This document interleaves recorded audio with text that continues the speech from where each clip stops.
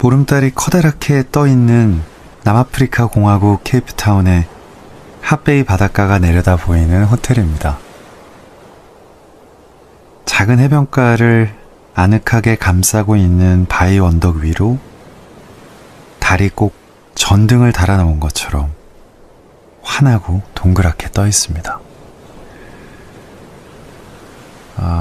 이런 표현 식상해서 안 쓰려고 했는데 진짜 가로등에 달린 하얀 전구 떼어다가 하늘에 붙여놓은 것처럼 동그랗고 아주 환해요. 방금 전까지 달빛 아래로 동네 꼬마 녀석들이 강아지 한 마리를 데리고 나와서 파도를 쫓아다니면서 뛰어놀고 있었는데 멀리서 보니까 꼭 영화의 한 장면 같았어요. 부드러운 모래 위로 잔잔한 와인빛 파도가 밀려듭니다. 핫베이의 파도는 와인을 쏟아부은 것 같은 적포도주 빛깔이에요. 꼭 옷에 물이 들 것처럼 붉은 빛의 파도라니 신기하죠. 가만히 앉아서 파도가 왔다 갔다 하는 걸 보고 있으려니 한 잔 더 마시고 싶습니다. 와인은 언제나 옳죠. 날이 좋아서, 날이 좋지 않아서, 날이 적당해서. 너야? 날 불러낸 게? 와인 이 녀석! 이곳은 12월이 여름에 가까운 봄이에요. 적도를 건너왔으니까요. 남극이랑 가까워서 가끔씩 서늘한 바람이 불어오기도 합니다. 북반구에서 20시간을 넘게 날아서 도착한 이 남반구는 서울과 모두 정반대입니다. 같은 시간에 깨어있어도 서울은 낮, 여기는 밤.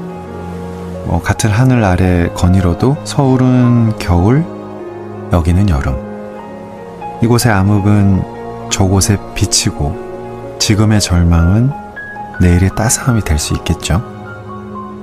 모든 건 연결돼 있고 서로에게 영향을 주고 우리의 삶은 어떤 그래프 위에 서 있다는 생각이 들 때가 있어요. 이런 생각을 잘 정리해준 글이 있습니다. 19세기와 20세기를 걸쳐 살았던 영국의 시인 앨리스 메이넬이 쓴 삶의 리듬이라는 에세이예요. 푸르스름한 빛이 도는 달이 전등처럼 달려있고 와인빛 파도가 치는 바닷가에 잘 어울리는 이야기니까 조용히 들어보세요.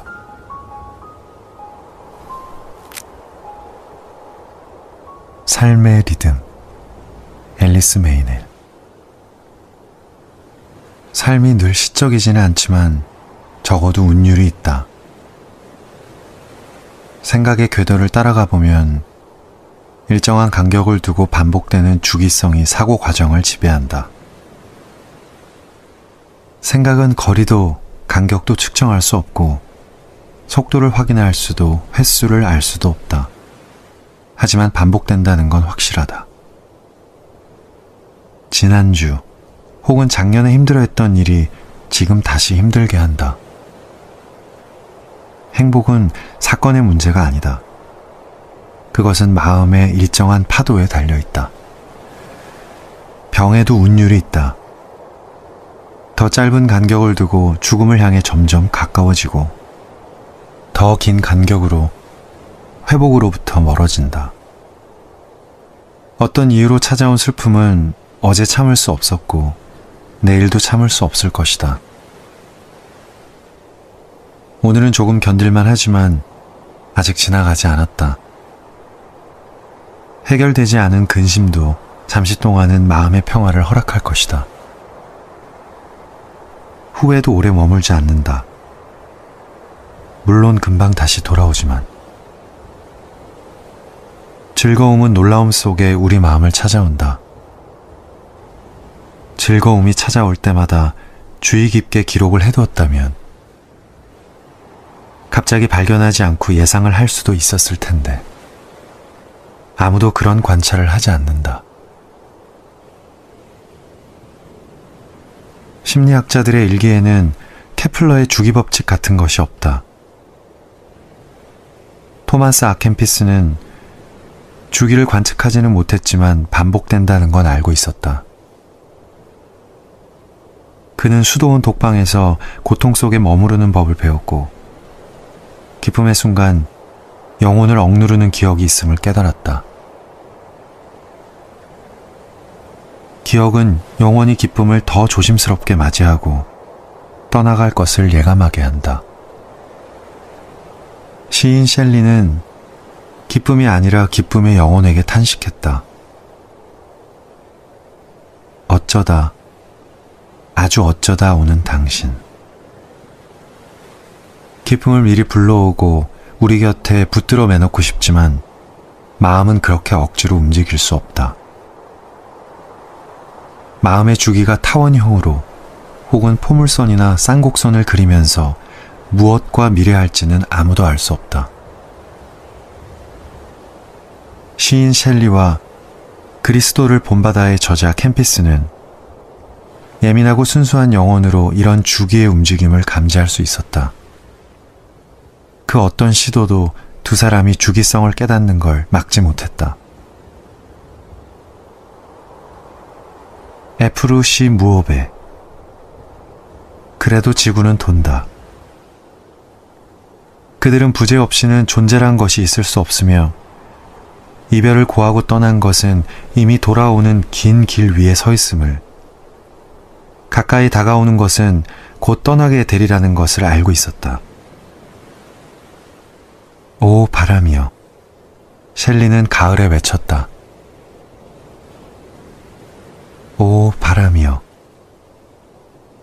곧 겨울이 오면 봄이라고 멀었겠느냐. 그들은 밀물 뒤엔 썰물이 찾아오리라는 것을 알았다. 억지로 주기를 바꾸려고 하면 운율 밖으로 내던져지게 된다.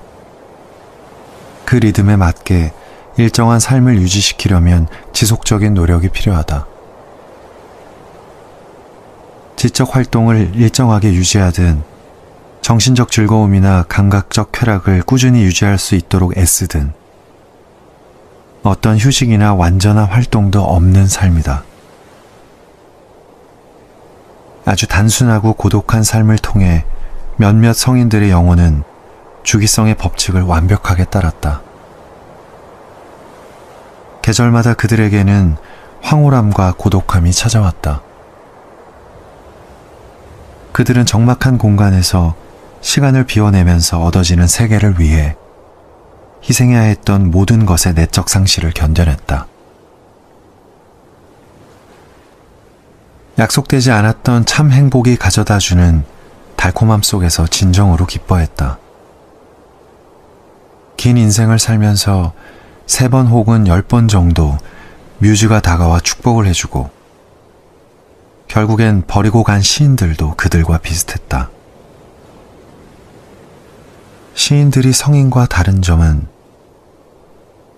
짧게 빛나고 떠나버리는 그 약속할 수 없는 시간을 순순히 받아들이지 못한다는 것이다. 받아들일 준비도 돼 있지 않다.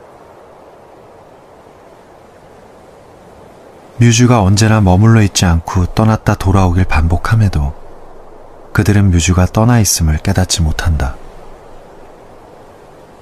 그 사실을 제대로 안다면 표현할 길은 오직 하나, 침묵뿐이다. 아프리카와 아메리카 땅의 몇몇 부족은 태양이 아닌 달을 숭배한다.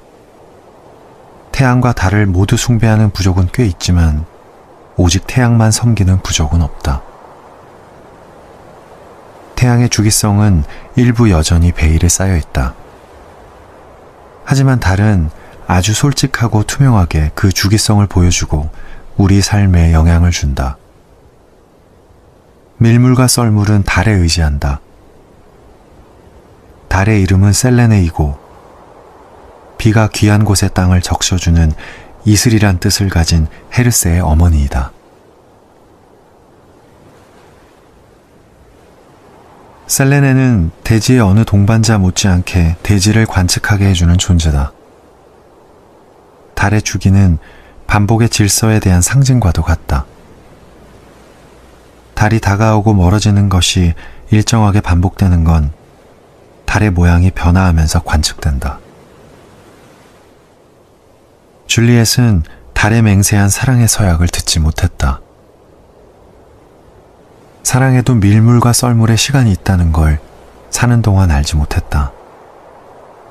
사랑의 밀물과 썰물은 내면의 리듬을 따라 생기는 것이지만 사람들은 상대가 변해서 그런 거라고 생각하며 탓한다.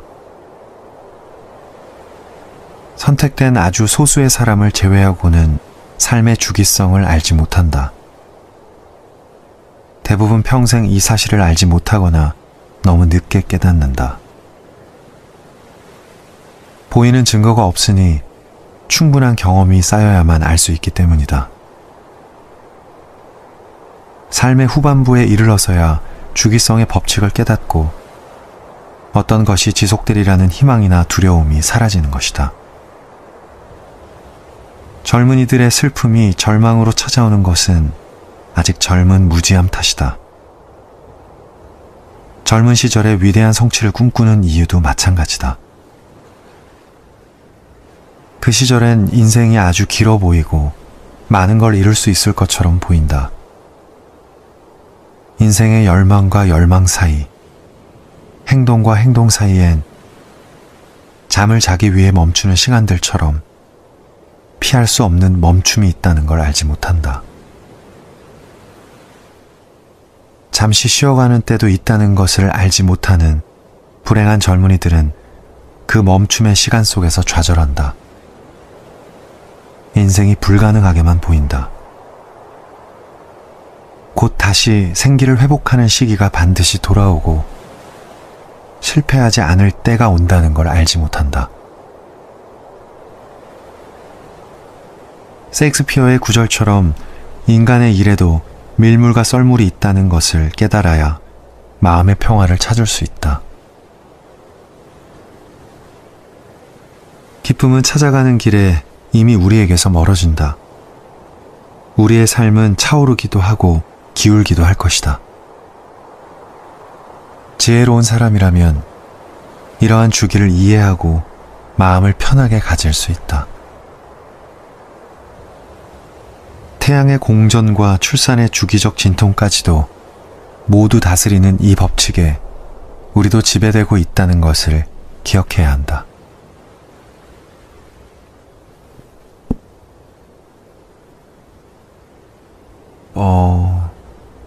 뭔가 힘들 때마다 초콜릿처럼 이 글을 꺼내 읽어야겠어요.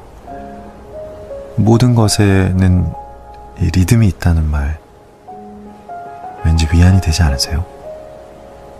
지구는 돌고 계절은 바뀌고 내 삶도 변할 겁니다. 낮이 지나면 밤이 오고 겨울이 지나면 봄이 오듯이